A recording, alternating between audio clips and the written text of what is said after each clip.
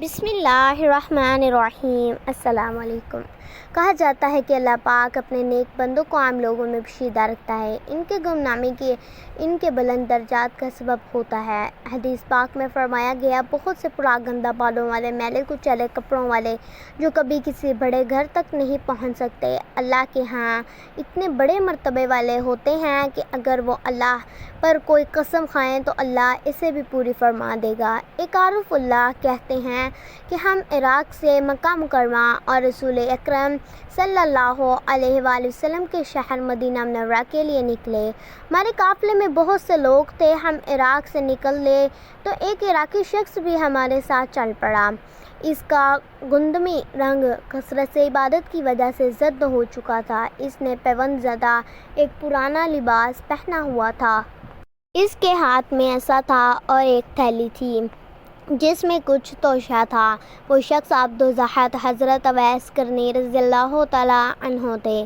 قافلے والوں نے انہیں اجنبی جانتے ہوئے کہا، ہمارا گمان ہے کہ تم ایک غلام ہو، ہمارا گمان ہے کہ تم ایک برے غلام ہو اور اپنے آقا کے پاس سے بھاگ کر جا رہے ہو۔ آپ رضی اللہ تعالیٰ عنہ نے فرمایا، ہاں۔ انہوں نے کہا، جب تم اپنے آقا کو چھوڑ کر بھاگے تھے اس وقت تمہاری کیا حالت تھی اور اب تمہاری کیا حالت ہے؟ اگر تم اپنے آقا کے پاس ٹھہرے رہتے تو تمہاری یہ حالت نہ ہوتی، اور بے شک تم ایک برے اور کوتاہی کرنے والے غلام ہو۔ تو آپ نے ان سے کہا، بلا شبہ میں کوتاہی کرنے والا اور گناہ گار غلام ہوں۔ میرا آقا بہت اچھا ہے اور کوتاہی میری ہی ہے۔ میں اگر اپنے آقا کی اطاعت کرتا اور اس کو خوش آمدید چاہتا تو میری حالت یہ نہ ہوتی۔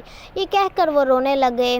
اتنا روئے کہ قریب تھا کہ آپ کا انتقال ہو جاتا۔ لوگوں کو ان پر اتنا ترس آیا، وہ آقا سے مراد دنیاوی آقا مراد لے رہے تھے، حالانکہ ان کے آقا سے مراد اللہ رب العزت کی ذات تھی۔ قافلے والوں میں سے ایک نے کہا، ڈرو مت، میں تمہارے آقا سے امان لے لوں گا، تو اس کی طرف لوٹ جاؤ اور توبہ کر لو۔ آپ رضی اللہ تعالیٰ عنہ نے فرمایا، میں اس کی طرف لوٹتا ہوں اور جو اس کے پاس ہے میں اس کی رغبت رکھتا ہوں۔ حضرت اویس کرنی رضی اللہ تعالیٰ عنہ روضہ رسول اکرم صلی اللہ علیہ وآلہ وسلم کی زیارت کرنے کے لیے نکلے تھے، اور چونکہ قافلے نے بھی اسی دن کوچ کیا تھا اس لیے آپ اس قافلے میں شامل ہو گئے۔ قافلہ تیزی سے سفر کر رہا تھا۔ رات اس قافلے نے ایک بیابان میں پڑاؤ ڈالا۔ وہ رات انتہائی سرد اور بارش والی تھی۔ وہ بزرگ فرماتے ہیں کہ قافلے والوں نے اپنے اونٹوں کے کجاوے میں اور خیمے میں پناہ لی۔ ادھر حضرت اویس کرنی رضی اللہ تعالیٰ عنہ کے پاس خیمہ وغیرہ نہیں تھا۔ آپ رضی اللہ تعالیٰ عنہ نے سردی سے بچاؤ کے لیے آپ رضی اللہ تعالیٰ عنہ نے بارش سے بچاؤ کے لیے کسی سے کوئی چیز نہیں مانگی، کیونکہ آپ نے اپنے نفس سے عہد کر رکھا تھا کہ وہ کبھی بھی کوئی دنیاوی چیز کسی انسان سے طلب نہیں کریں گے۔ وہ اپنے اللہ سے ہی اپنی حاجات طلب کیا کرتے تھے۔ اس رات آپ کو سخت سردی لگی، آپ کے اعضاء سردی سے کانپنے لگے، سردی آپ پر غالب آ گئی اور رات کے درمیانی حصے میں آپ کا انتقال ہو گیا۔ صبح ہوئی تو قافلے والوں نے کوچ کا ارادہ کر لیا، تو ایک شخص نے پکارا کہ اے شخص اٹھو، لیکن آپ نے کوئی جواب نہ دیا۔ آپ کو اچھی طرح سے جھنجھوڑا تو دیکھا کہ آپ کا انتقال ہو چکا ہے۔ اس شخص نے قافلے والوں کو پکار کر کہا کہ اے قافلے والوں، جو غلام بھاگا ہوا تھا اور وہ اپنے گناہ پر نادم تھا، اس کا انتقال ہو چکا ہے، ہمیں اسے دفن کیے بغیر سفر نہیں کرنا چاہیے۔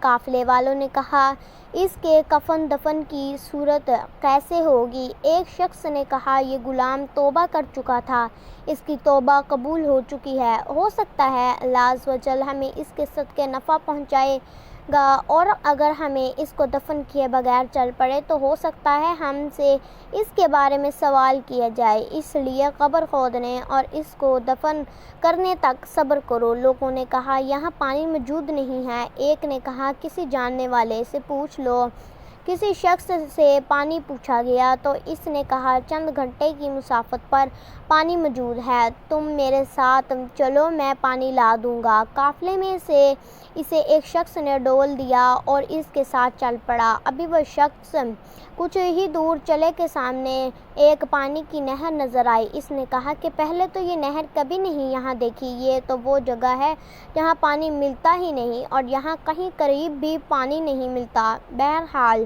وہ شخص قافلے کی طرف لوٹ آیا اور کہا کہ پانی گرم کرو، لکڑیاں جمع کر کے مشقت اٹھائے بغیر ہی پانی یہاں پاس سے ہی مل گیا ہے۔ انہوں نے لکڑیاں جمع کی، جب نہر پر پانی لینے کے لیے گیا تو دیکھا کہ نہر کا پانی گرم ہے۔ ان کے تعجب میں مزید اضافہ ہوا۔ قافلہ حضرت اویس کرنی رضی اللہ تعالیٰ عنہ سے مزید مرعوب ہوئے اور کہا کہ بے شک یہ شخص بڑی شان والا ہے۔ پھر ان لوگوں نے قبر کھودنا شروع کی تو مٹی کو جھاگ سے زیادہ نرم پایا اور زمین میں سے خوشبو آ رہی تھی۔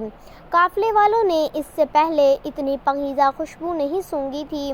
آپ کی قبر کی مٹی دیکھنے میں عام مٹی کی طرح تھی، لیکن اس میں سے سونگھنے پر مشک کی خوشبو آ رہی تھی۔ ان لوگوں نے آپ کے لیے ایک خیمہ نصب کیا اور اس میں آپ کے جسم کو منتقل کر دیا، پھر کفن پر بحث کرنے لگے۔ ایک نے کہا میں دوں گا، دوسرے نے کہا میں دوں گا، تو یہ فیصلہ ہوا کہ سب ایک ایک کپڑا دے دیں۔ پھر لوگوں نے کاغذ اور قلم لیا اور آپ کا حلیہ اور صفات لکھنے لگے۔ انشاءاللہ جب ہم مدینے پہنچیں گے تو وہاں ہو سکتا ہے اس کا کوئی نہ کوئی جاننے والا مل جائے۔ وہ جب آپ کے کفن پہنانے کے لیے کپڑے اتارنے لگے تو انہوں نے آپ کو جنتی کفن میں لپٹا ہوا پایا۔ دیکھنے والوں نے کبھی ایسا کفن نہ دیکھا تھا۔ اس کفن پر مشک و عنبر لگا ہوا تھا جس کی خوشبو نے فضا کو معطر کر دیا تھا، اور آپ رضی اللہ تعالیٰ عنہ کی پیشانی اور قدموں پر مشک لگی ہوئی تھی، جس کو دیکھ کر لوگ کہنے لگے لا حول ولا قوت الا باللہ العلی العظیم، یعنی انہیں گناہ سے بچنے کی توفیق اور نیکی کرنے کی طاقت اللہ تعالیٰ ہی دیتا ہے جو بلند و بالا اور عظمت والا ہے۔ اللہ تعالیٰ نے انہیں کفن پہنا دیا اور بندوں کے کفن سے بے نیاز کر دیا۔ ہم اللہ سے امید رکھتے ہیں کہ وہ اپنے اس نیک بندے کے صدقے میں ہمیں جنت عطا فرمائے گا اور ہم پر رحم فرمائے گا۔ قافلے والوں کو حضرت اویس کرنی رضی اللہ تعالیٰ عنہ کی یہ سخت سرد رات میں اکیلے چھوڑنے کی سخت ندامت تھی۔ ان لوگوں نے آپ کو دفن کرنے کے لیے اٹھایا اور نماز جنازہ ادا کرنے کے لیے ایک ہموار جگہ پر رکھا۔ جب انہوں نے تکبیر دی تو آسمان سے زمین تک، مشرق سے مغرب تک تکبیریں پڑھنے کی آوازیں آئیں تو ان کے کلیجے دہل گئے اور آنکھیں پھٹی کی پھٹی رہ گئیں۔ لوگ ان آوازوں کو سننے اور مرعوب انہی اور شدید گھبراہٹ کی وجہ سے نماز اچھے طریقے سے ادا نہ کر پائے۔ پھر جب انہیں قبر کی طرف لے جانے کا ارادہ فرمایا تو انہیں یوں محسوس ہوا کہ حضرت اویس کرنی رضی اللہ تعالیٰ عنہ کا جسم مبارک کسی اور مخلوق نے اٹھا رکھا ہے۔ آپ کو دفن کرنے کے لیے قبر کی طرف لایا گیا اور آپ کو دفنا دیا گیا۔ قافلے والے حضرت اویس کرنی رضی اللہ تعالیٰ عنہ کے بارے میں حیران و پریشان تھے۔ اسی حالت میں انہوں نے سفر کیا، واپس پلٹ کر لوٹے تو کوفہ کی مسجد میں لوگوں کو آپ کا واقعہ بیان کیا اور آپ رضی اللہ تعالیٰ عنہ کا حلیہ بیان کیا تو لوگوں نے آپ رضی اللہ تعالیٰ عنہ کو پہچان لیا اور مسجد میں لوگوں کے رونے کی آوازیں بلند ہوئیں۔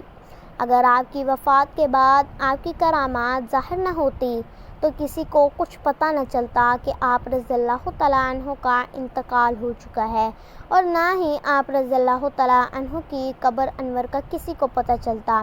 آپ رضی اللہ تعالیٰ عنہ لوگوں سے پوشیدہ رہا کرتے تھے۔ میرے تمام اسلامی بہن بھائیوں سے گزارش ہے کہ میرے چینل کو سبسکرائب کریں، ویڈیو کو لائک کریں اور کمنٹ باکس میں اپنی رائے کا اظہار ضرور کیجیے گا۔